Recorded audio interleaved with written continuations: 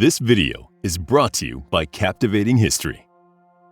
Human presence in Southeast Asia dates to at least 40,000 years ago. In places like Java, Borneo, and Flores, archaeologists have found traces of prehistoric settlements. During the Ice Age, sea levels were quite lower, so all the different islands were probably part of the mainland. At the time, it would have been possible for people from all over Asia to travel and settle in different regions without encountering large bodies of water. Almost 10,000 years ago, glaciers started to melt, and the land started partitioning into islands. No written record exists of the ancient Southeast Asian civilizations, but their archaeological traces are being discovered to this day. A major discovery in 2004 unearthed some skeletal remains that show that ancient people here were fairly similar to modern human beings, except for being short. Their maximum height was around 4 feet. Researchers have termed these people as hobbits, based on the famous fantasy tales of J.R.R. Tolkien. They might have been a shorter species of early Homo sapiens, or even earlier species like Homo erectus. As the glaciers started to melt, water bodies started to form, and rivers started to cut through the land. As the topography changed around them, so did the people. Their ideas, lifestyles, and cultures underwent fundamental changes. The most basic and important of these changes is the advent of agriculture. Water provided an easy source for irrigation. Around 8000 BCE, agricultural settlements started to appear in the region, as the valleys of Thailand, Burma, and Vietnam were quite fertile. Alongside these places, inhabitants in Java, Bali, and the Philippines started adapting to their surroundings as well, and started farming in rice farms. The climate and the landscape were favorable for irrigation, and the farming almost had a self-sustaining nature to it. By 6000 BCE, the environment and the landscape were diversifying. Some immigration into the region might have also taken place, but it was the evolution of local norms and communication between cultures that shaped the region. Since the climate is so wet, they innovated their housing structures, allowing water to flow under them without any harm. These huts, known as stilt houses, are still in use today. The stone tools from early settlements and hunting societies show a similarity in design. This diverse hunting and gathering lifestyle has survived well into the 21st century. Eventually, people started to use boats, making transportation much simpler across the islands. Thanks to this transportation, all of Southeast Asia became well connected, and the civilizations informed each other in cultural matters. Similarly, somewhat advanced metalworking was being practiced by the end of the 30th century BCE. These skills evolved locally, each developing its unique characteristics. The change in the landscape accounts for many cultural events that happened later on. For instance, naval travel helped in the expansion of Proto-Austronesian languages over 5,000 years ago. Gradually, the language evolved into Austronesian. Today, Austronesian is spoken in Southeast Asia, Madagascar, New Guinea, Polynesia, and Taiwan. People started to live in different outfits to cope with the increasing population, choosing not to settle in urban outfits. In ancient Southeast Asia, people left once their settlement reached a certain population limit. This initially occurred in Taiwan, and then extended through the northern Philippines and central, western, and eastern Indonesia. Around the 1000 BCE mark, examples of bronze and iron production started appearing, and iron objects from this era can be traced to northern Vietnam. Spearheads for hunting, fishhooks for fishing, plowshares for plowing, and other similar items can be found in this era. The Dong Son culture in Vietnam is responsible for these innovations. The Dong Son culture is revered for its bronze drums that they started making around 500 BCE. These were large drums, sometimes weighing around 154 pounds, and featured beautiful geometric designs.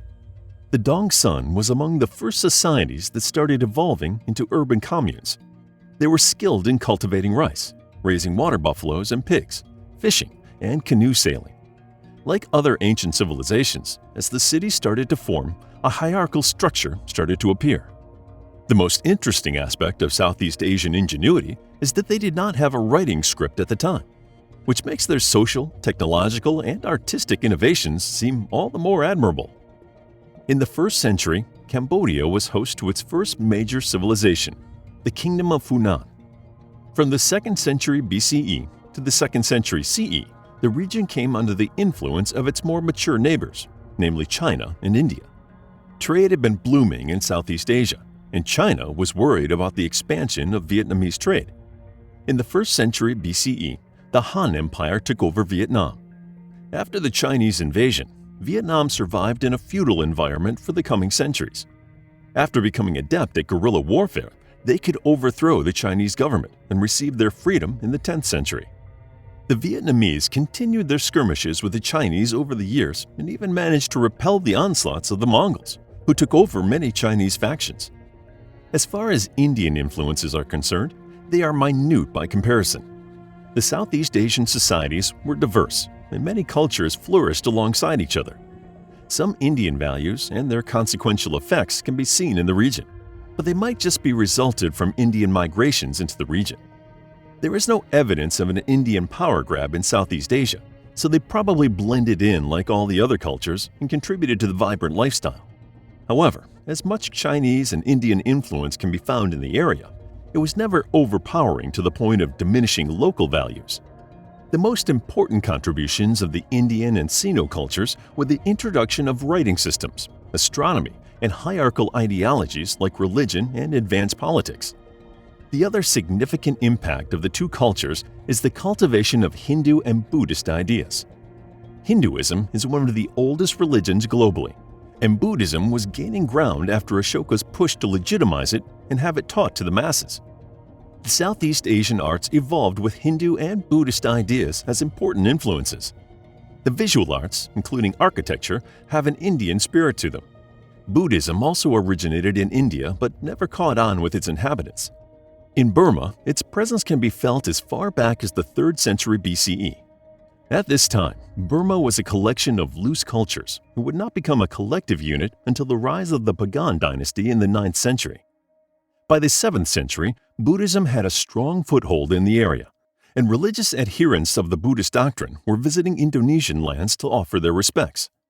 During this era, Southeast Asian societies saw a boom in urban tendencies. Their cities were centralizing, and they were constructing large structures. In the 8th century, different temples and courts started popping up in Burma, Cambodia, and Java. By far, the biggest foreign contribution to these lands was the intense religiosity and spirituality that became a staple. This spiritual devotion quickly became a centerpiece of Southeast Asia and prompted many works of art and architecture. For instance, the Shailendra dynasty of Java underwent a cultural renaissance and produced heavenly works of Buddhist art. In the 9th century, the Khmer Empire, also called the Angkorian Empire, started to take shape in Cambodia. At its peak, it might have supported a population of around 1 million. Angkor Wat and the Buddhist temple, Bayon, are emblematic of the kingdom's artistic, cultural, and trading prowess. It reached its peak during the 11th to 13th centuries and was host of various belief systems, all of which defined its unique aesthetic identity. In the 11th century, Buddhist kings started to emerge in the empire. The Khmer Empire moved away from the system of mandala states and eventually crumbled under its own weight. The decline of the Khmer Empire gave rise to the Golden Age of Thailand. The Thai ethnic group probably originated from China, but moved around Vietnam and eventually settled in Thailand. By the 13th century, they'd established good relations with their neighbors, including the Khmer, whose culture and values they cherished. With Theravada Buddhism as their official religion, the 13th century witnessed the Sukhothai Kingdom in Thailand, based on the settlement of Sukhothai, become a beacon of peace and tranquility. Buddhism was the most potent spiritual guide of Southeast Asians during this period and spread fast as pilgrims from Sri Lanka introduced Buddhism to the Pagan Empire of Burma. In the 14th century, the Thai Ayutthaya Kingdom rose to power. For the next few centuries, Thailand became a trading powerhouse, drawing on its geographical advantages to foster trade in the region.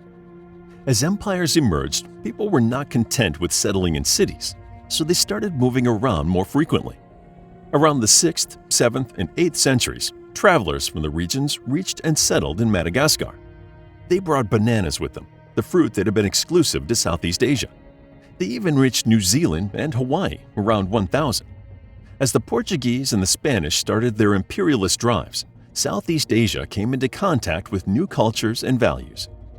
The King Narai of Ayutthaya started corresponding with King Louis XIV of France. In a short while, French troops were stationed in Thailand for protection and began exerting considerable influence. This led to the Siamese Revolution of 1688, in which the locals overthrew the king and a general seized power. The 16th century witnessed the rise of the largest empire in Southeast Asian history, the Toungoo Empire. According to European records, the empire had a few ports that facilitated its trade.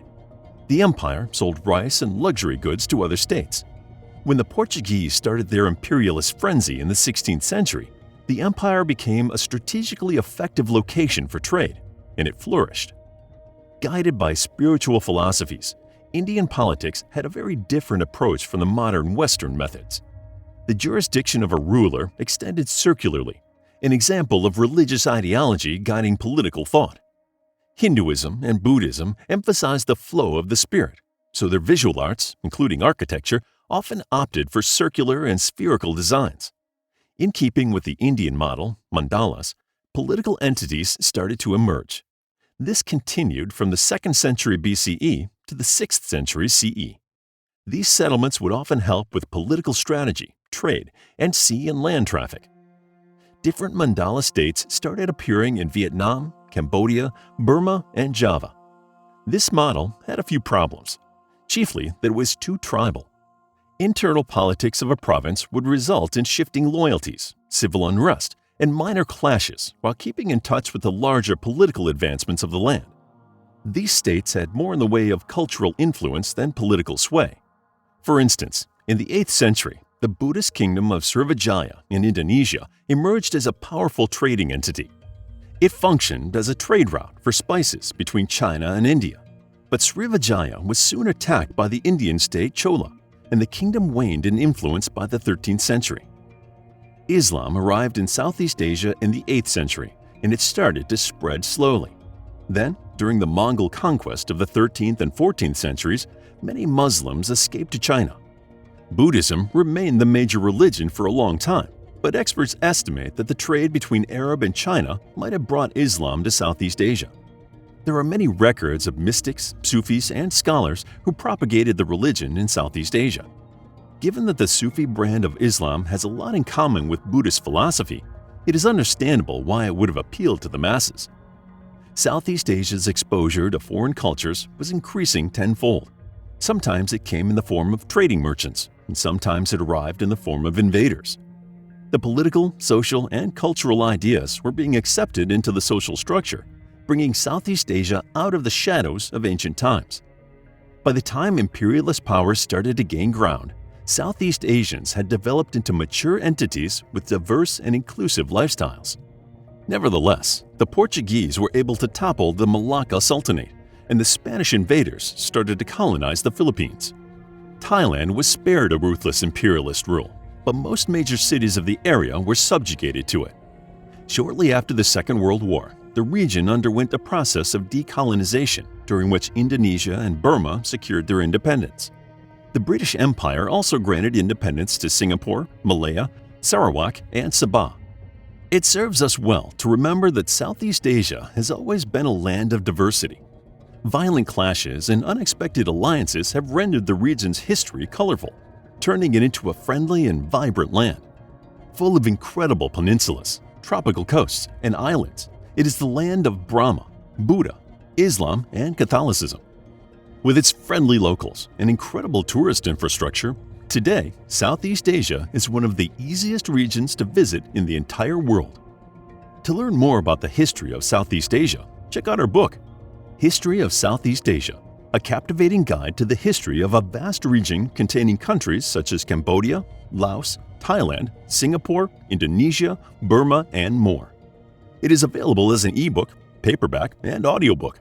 Also, grab your free mythology bundle ebook while they're still available. All links are in the description. If you enjoyed the video, please hit the like button and subscribe for more videos like this.